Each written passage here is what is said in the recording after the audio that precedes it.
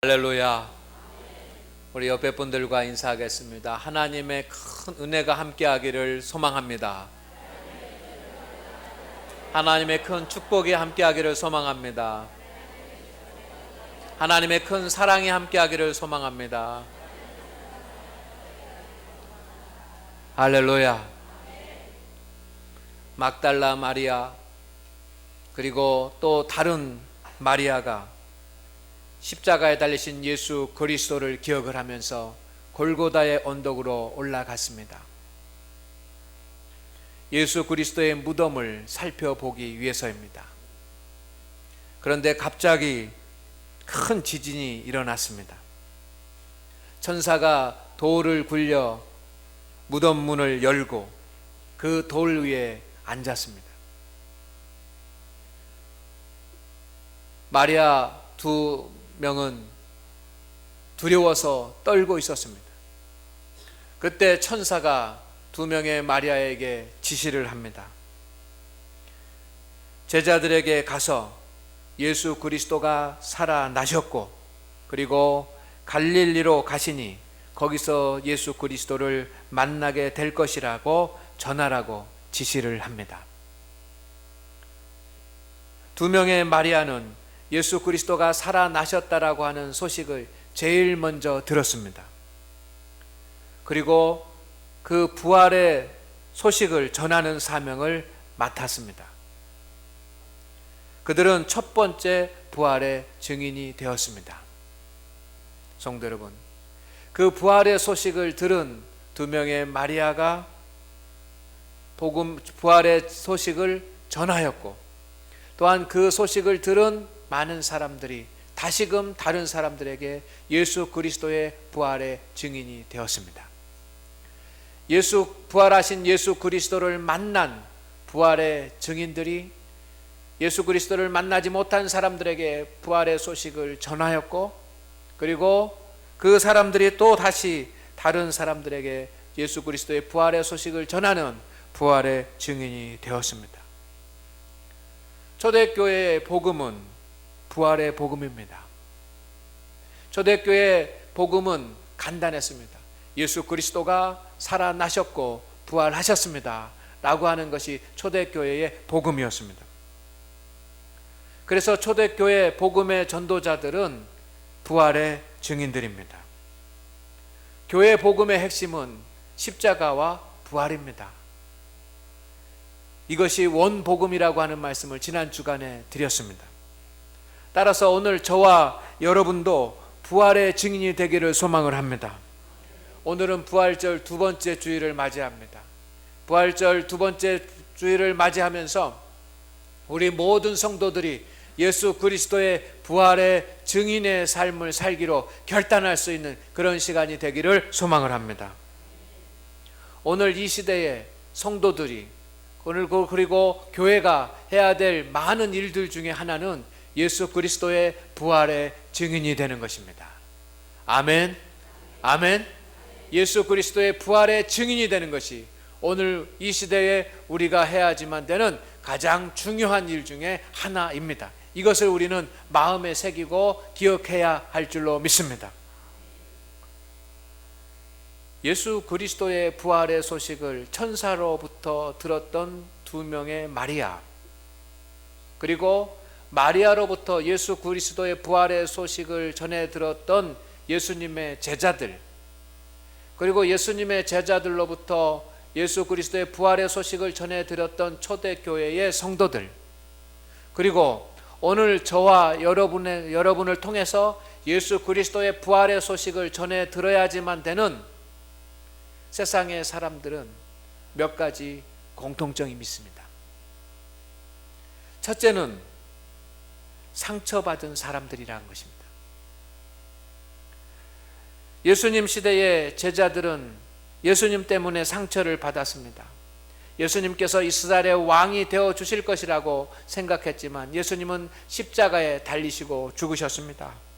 그것 때문에 시리와 낭망에 빠져 상처를 받았습니다. 오늘 이 시대의 사람들의 특징 중에 하나도 상처를 받았다라고 하는 것입니다. 우리는 거친 세상 가운데 서 있습니다. 우리의 눈으로 볼 때는 아름다운 것 같지만 이 세대는 이기주의와 물질 만능주의와 성공제일주의의 경쟁에 있습니다. 많은 사람들이 이러한 경쟁 가운데서 상처를 받고 살아가고 있습니다. 또한 가정과 사회와 또 직장과 여러 곳에서 사람들은 상처를 받고 살아가고 있습니다. 두 번째 특징은 지쳐 있는 사람들이었다라고 하는 것입니다. 예수님 시대 예수님의 제자들도 지쳐 있었습니다. 예수님께서 십자가의 사건 이후에 예수님의 제자들은 마음이 약해졌습니다. 몸이 약해졌습니다. 피곤하고 지쳤습니다. 성도 여러분, 오늘 이 시대를 살아가는 사람들도 인생의 험난한 길에 지쳐 있습니다. 이 시대의 사람들은 피곤합니다. 이 시대를 살아가는 사람들은 약함 가운데 있습니다. 세 번째 특징은 길을 잃은 사람들이라는 것입니다. 예수님 시대의 제자들은 예수님을 알고 예수님을 만나고 예수님과 함께 생활했습니다. 그러다가 예수 그리스도가 십자가에 달려 죽으셨습니다. 예수 그리스도가 십자가에 달려 죽으심으로 말미암아 그들은 길을 잃은 존재가 되고 말았습니다. 그들은 길을 잃어버렸습니다. 그래서 어디로 가야 될지 모르고 갈릴리로 각자 자기의 고향으로 자기의 소견에 오른 대로 갔습니다. 오늘 이 시대에도 어떻게 하는 것이 참된 행복의 길인지, 어떤 것이 정의로운 것이 길인지, 어떤 것이 진리의 길인지 사람들은 방향을 잃어버리고 살아가고 있습니다. 이와 같은 때에 우리는 부활의 증인으로 살기를 소망을 합니다. 이것이 하나님께서 저와 여러분에게 주신 사명이고 책임입니다. 상처받은 사람들을 치유하고 지쳐있는 사람들에게 힘을 주고 길을 잃은 사람들에게 길을 보여줘야지만 하는 것이 저와 여러분의 사명입니다. 아멘. 부활의 증인이 되는 것은 모든 성도들에게 주어진 하나님의 명령입니다. 성도 여러분, 그렇다고 한다면 어떻게 우리가 이 시대에 부활의 증인이 되어서 살아갈 수가 있습니까? 정녕 예수 부활이라고 하는 피켓을 들고 역전 앞에 아니면 이 사거리에 서서 예수 부활을 외쳐야지만 되는 것입니까? 부활의 증인이 되는 삶은 어떤 것입니까? 저는 오늘 세 가지를 말씀드리려고 하는데 이 세 가지를 꼭 우리가 실천하고 순종해서 부활의 증인으로 살 수 있기를 주의 이름으로 축원을 드립니다. 첫 번째는 참다운 위로자가 되는 것입니다. 세상 사람들은 이기주의와 물질 만능주의와 성공 제일주의의 경쟁 속에서 상처받고 지치고 길을 잃어버린 가운데 있습니다. 성도가 그리고 교회가 제일 먼저 해야 할 일은 이들을 위로하는 일입니다. 세월호 사건으로 온 국민이 슬픔과 비통함 가운데 빠져 있습니다. 우리는 상처를 받았습니다. 지금 이와 같은 때에 교회와 성도가 해야 할 일은 먼저 위로의 메시지를 전하고 위로하는 일입니다. 부활의 증인이 되는 것은 참으로 쉽습니다. 성도 여러분, 가까운 사람들, 나와 함께하는 사람들을 위로하면 됩니다. 예수 그리스도의 부활의 소식은 위로의 소식이었기 때문입니다. 오늘부터 해봅시다. 오늘부터 시도해 봅시다. 오늘부터 도전해 보십시다. 여러분, 부활의 증인이라고 하는 것은 다른 의미가 아니라 위로자로서 사람들을 위로하는 것입니다. 나 가까운 곳에 있는 사람들, 나와 함께하는 사람들을 위로하는 것이 부활의 증인으로서 살아가는 길입니다. 힘들고 지쳐있는 사람들에게, 힘들고 어려움 가운데 있는 이웃들에게 얼마나 힘드십니까? 해봅시다. 시련은 금방 지나갈 것입니다 하고 손을 잡아 줍시다. 해봅시다. 얼마나 힘들지만 꼭 이 시련은 지나갈 것이고 나는 당신 편입니다 라고 한번 해보십시다. 나는 끝까지 당신의 편이 되어주겠습니다 하고 해보십시다. 밥 한 그릇 따뜻하게 대접하고 위로하실 수 있기를 소망을 합니다. 그들을 위해서 손을 잡고 기도해 줄 수 있기를 소망을 합니다. 짧은 편지라도 하나 써서 전해줄 수 있기를 소망을 합니다. 여러분은 그리스도 안에서 얼마나 많은 사람들을 진심으로 위로해 보셨습니까? 우리는 사람들로부터 위로받기를 원합니다. 그러나 우리는 위로받기는 원하지만 위로하는 것에는 인색합니다. 그러면 안 됩니다. 우리도 위로할 수 있어야지만 합니다. 목회라고 하는 것이 무엇인가 정리를 좀 하고 있습니다. 근데 목회라고 하는 것은 위로하는 것이다 라고 생각을 합니다. 저 설교를 처음 시작했던 목회 초년 시절에는 설교는 가르치는 것이라고 생각을 했습니다. 설교는 교훈이라고 생각했습니다. 그래서 가르치는 설교, 교훈의 설교를 많이 했었습니다. 그런데 조금 더 시간이 지나고 보니까 설교는 가르치는 것이 아니고 설교는 교훈하는 것이 아니고 설교는 위로하는 것이라고 깨달았습니다. 그래서 목회는 성도를 위로하는 것입니다. 그런데 여러분, 때로는 저도 위로받고 싶을 때가 있습니다. 아멘. 근데 위로해 주는 사람은 없더라고요. 모든 사람이 목사님에게 위로를 받고 싶어 하지만 목사님을 위로하는 사람은 아무도 없어요. 근데 저도 위로받고 싶어요. 여러분, 목회라고 하는 것도 마찬가지고 우리가 신앙생활하는 것도 마찬가지입니다. 우리는 위로받고 싶습니다.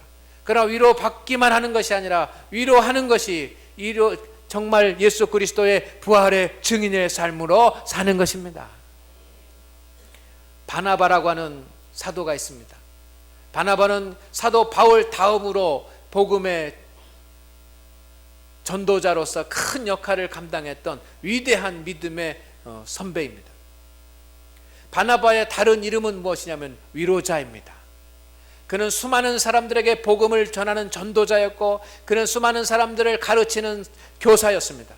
그런데 그에게 사람들이 별명을 붙여주었습니다. 위로자라고 하는 별명을 붙여주었습니다. 왜 위로자라고 하는 별명이 붙었겠습니까?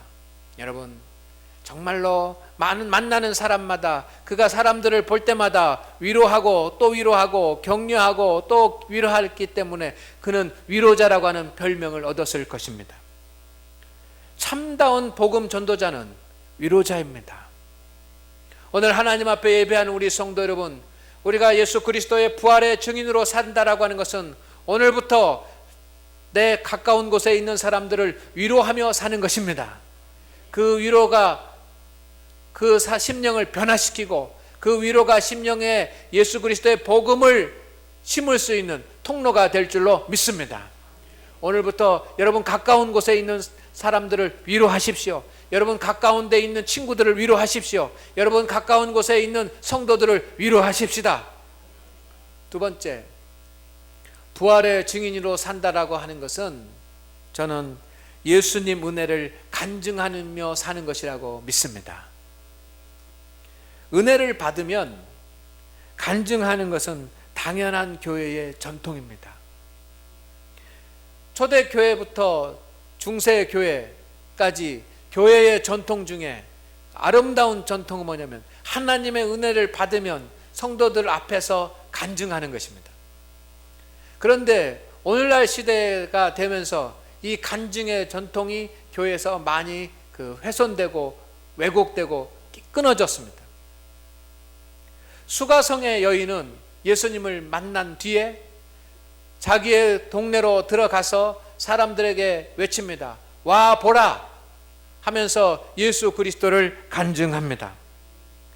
사도 바울도 여러분 복음을 증거할 때 가르치기만 한 것이 아니라 십자가의 복음만 증거한 것이 아니라 자기의 삶에 대해서 예수님을 만난 것에 대해서 예수님을 만난 후의 삶에 대해서 증거하고 간증하므로 복음을 전한 줄로 믿습니다. 간증은 최고의 복음입니다. 그래서 성도는 누구든지 언제든지 간증할 수 있어야지만 합니다. 성도는 언제든지 받은 은혜가 있기 때문에 어느 곳에서든지 누구에게든지 간증할 수 있는 준비가 되어 있어야지만 합니다. 간증은 하나님께 나아가는 문입니다. 간증은 예수 그리스도께 나아가는 통로가 됩니다. 간증을 통해서 사람들은 예수 그리스도를 알게 됩니다. 간증을 통해서 사람들은 예수 그리스도를 만나게 됩니다. 성경 말씀을 전하는 것보다, 성경 말씀을 가르치는 것보다, 성경 말씀으로 권면하고 교훈하는 것보다 간증을 잘 듣습니다. 목사님, 저는 간증이 없어요. 여러분, 간증이 없는 것이 아니라 은혜를 알지 못하는 것입니다. 제가 춘계 대신방을 하고 있습니다. 이제 구역은 마치고 요양원과 병원 신방이 남아 있습니다. 각 가정들을 신방하면서 제가 느낀 것은 뭐냐면, 우리 성도들의 가정에 간증거리들이 많다라고 하는 것입니다. 하나님께서 축복해 주셨습니다. 하나님께서 은혜를 주셨습니다. 그래서 금년에 놀라운 일들을 하나님께서 역사해 주시고 성도들의 가정에 간증거리가 많습니다. 그래서 추수감사절 때 간증하십시오 그랬더니 아유 못해요. 여러분, 참다운 성도는 간증할 수 있는 성도인 줄로 믿습니다. 부활의 증인은 예수 그리스도를 전하는 것입니다. 부활하신 예수 그리스도를 전하는 것입니다. 간증은 예수 그리스도, 부활하신 예수 그리스도를 가장 잘 전달할 수 있는 방법입니다. 성도는 간증을 연습하고 개발해야지만 합니다. 여러분은 얼마나 예수 그리스도를 간증하며 삽니까? 내가 오늘 이 시대에 살아가면서 지치고 상처받고 길을 잃어버린 그런 사람들에게 예수 그리스도의 복음의 증인으로 산다라고 하는 것은 매일매일 나에게 주신 하나님의 은혜의 주님, 나에게 날마다 은총을 주신 주님을 간증하면서 사는 삶인 줄로 믿습니다. 세 번째, 내가 부활의 증인으로 산다라고 하는 것은 말씀대로 사는 삶입니다. 여러분, 말씀대로 사는 삶을 세상 사람들에게 보여줍시다.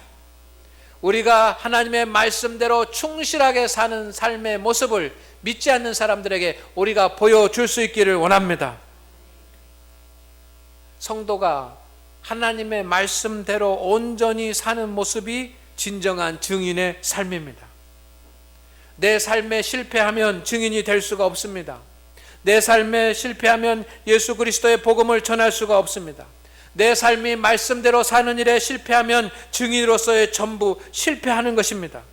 성도의 삶이 복음의 편지가 되기 때문입니다.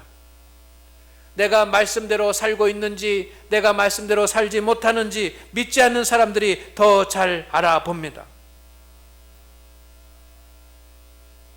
믿지 않는 사람들은 우리 그리스도인들이 온전히 하나님의 말씀대로 살아주기를 간절히 바라고 있습니다. 그들은 기독교를 핍박하고 기독교를 비난하는 것이 아닙니다. 그들은 정말 그리스도인들이 하나님의 말씀대로 온전히 살아주기를 기대하고 있는 것입니다. 요한계시록 1장 3절 말씀 가운데 보면 믿음은 듣고 본바를 지키는 것이라고 되어 있습니다. 마태복음 7장 24절 말씀 가운데 보면 말씀을 듣고 지키는 자는 반석 위에 집을 짓는 자와 같다라고 되어 있습니다. 성도 여러분, 초대교회 부활의 증인들은 오직 말씀에 순종하는 삶을 살았습니다. 예수 그리스도의 부활을 직접 보았기 때문입니다. 오늘 예수 그리스도의 부활을 믿는 우리 성도들도 말씀에 순종할 수밖에 없습니다. 부활의 증인인 성도는 말씀대로 사는 모습이 세상에 보여져야지만 합니다. 우리가 모범이 되고 우리가 길이 되어야 될 줄로 믿습니다. 여러분은 말씀대로 살기 위해서 얼마나 노력하고 있습니까? 종교적 행위가 우리에게 있어도 하나님 앞에 예배를 드리고 하나님 앞에 기도하고 하나님 앞에 봉사하는 종교적 행위가 우리에게 있고 신앙의 행위가 우리에게 있다고 할지라도 말씀대로 사는 모습이 없으면 그냥 아직 반쪽짜리 신앙인입니다. 반쪽짜리 그리스도인입니다. 반쪽짜리 그리스도인은 세상을 변화시킬 수가 없습니다. 반쪽짜리 그리스도인은 세상에 영향력을 전혀 미칠 수가 없습니다. 사랑하는 우리 성도 여러분, 이기주의와 물질 만능주의와 성공제일주의의 경쟁에서 지치고 상처받고 길을 잃은 세상의 사람들에게 부활의 증인으로 살지 않으시렵니까? 이것이 오늘 주님께서 저와 여러분에게 주신 사명입니다. 오늘부터 우리가 위로자로 삽시다. 위로받는 것도 중요하지만 내가 위로합시다. 내가 만나는 사람들, 내가 나와 가까운 곳에 있는 사람들, 친구들, 이웃들, 성도들을 여러분 손을 잡아주면서 위로하십시다. 얼마나 힘드십니까? 고통은 지나갈 것입니다. 나는 당신 편입니다 하면서 위로하십시다. 예수 그리스도의 부활을 간증하고 예수 그리스도의 은혜를 간증하고 예수 그리스도의 능력과 은총을 간증하며 삽시다. 그리고 하나님의 말씀대로 살아가십시다. 하나님대로 말씀대로 사는 모습을 보여주시다. 이것이 우리 그리스도인들이 살아야지만 되는 거룩한 모습입니다. 오늘 하나님 앞에 예배하는 우리 성도들에게 이런 은총이 주어지기를 주의 이름으로 축원을 드립니다.